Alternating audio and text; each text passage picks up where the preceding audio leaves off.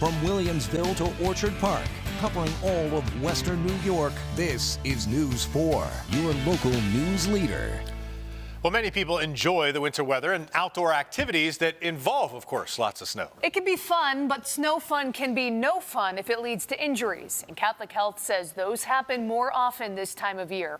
Right now, we are joined by orthopedic physician and surgeon John Karpie. John, thank you so much for coming in this afternoon. Thanks for having me. So we are talking seasonal injuries. What do you typically see this time of year?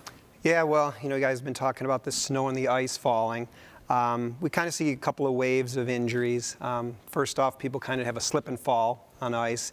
Our instincts are to try and catch yourself, so that's a good thing. However, a lot of times you can injure your wrist, you can injure your elbow, your shoulder.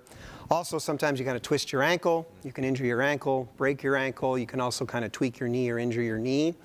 The second wave is trying to get rid of all of that snow. So people have to go out in the driveway and shovel the driveway. So some people aren't as active as they have been, so they have to go out and shovel 6 to 12 inches of snow, and they can kind of injure their upper extremities, their back, their neck, and have some problems. You were mentioning that you were seeing kind of waves of injuries in this. I imagine you get a lot of them at the beginning when it first starts getting cold and icy and snowy, right? Exactly. That would make sense, because a lot of people think they might see a segment like this and think, oh, well, we don't need to be reminded about how dangerous it is, and you could have a heart attack, things like that. But you're a doctor who experiences this every season, and when you see it, you get those early injuries. So what are you supposed to tell people? Pay attention more than normal, or maybe take a beat to slow down, both walking and especially if you're driving?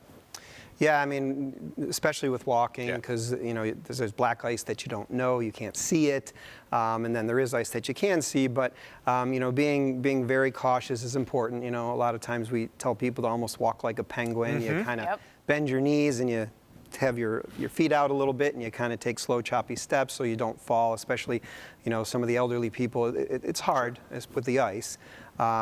So we kind of recommend those types of things, and when people aren't as ready to remove the snow. Oh, it's coming down, it's only an inch or it's 2 inches. By the time they get out there, there's 6 inches, and it could be packed snow, and it could be heavy snow that they're not used to removing. So it is a reminder, and after that first big snow fall, a lot of people say, oh yeah, I remember this from last year. That's the shoveling especially. It could be a big workout. I mean, what are some preparations? Is it simply just getting more exercise to be ready for stuff like that? Yeah, I mean, it's almost like going out and performing an athletic sport. You need to warm up. You need to stretch and stay warm.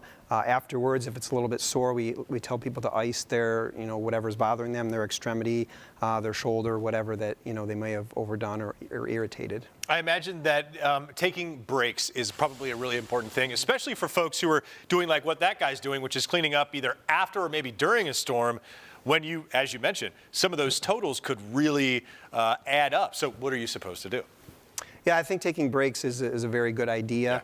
You don't want to have to do it if you have a big, long driveway. You don't have to do it all in 20 minutes. You can take a break, come in, get warm, have some hot cocoa, some coffee, whatever you'd like. But that will help your body recover a little bit. Even take a half-hour, hour off. Watch Channel 4 News. Who knows? There you go. There you go. That's a great idea. I'm sure you do a whole number of procedures. How can people tell the difference of, whether they just maybe twist their ankle or they, all the way down the line to breaking something? What are kind of the different signs between them? Yeah, well, typically if you have a slip and fall or something and you can't put any weight on an extremity, that's something where you should probably get it checked out fairly soon. Other things where it's just sore, a lot of times you rest it, you take some anti-inflammatories, you give it some time, and if it's still not better in a day or two, that's when you want to call and make an appointment. And we try to get you in as quick as possible, knowing that these injuries are kind of, it's the time of year for these injuries, so we can see people and for both the overuse as well as the acute injuries such as a fracture and take care of them. Along those same lines, what about frostbite? What are some things that people need to start looking about? And for more, maybe parents who send their kids out and they come back without gloves. At what point, and their hands are red and they're wet and everything, at what point do you need to be concerned? Yeah, I mean, frostbite is a problem because you don't really know about it until it's a little too late.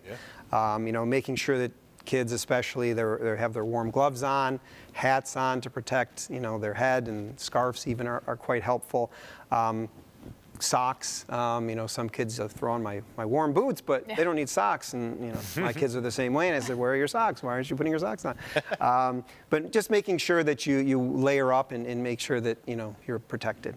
Some really great reminders. We do this interview every year, and it's always important. John, thank you so much for coming in and sharing your insight with us. Thanks, John.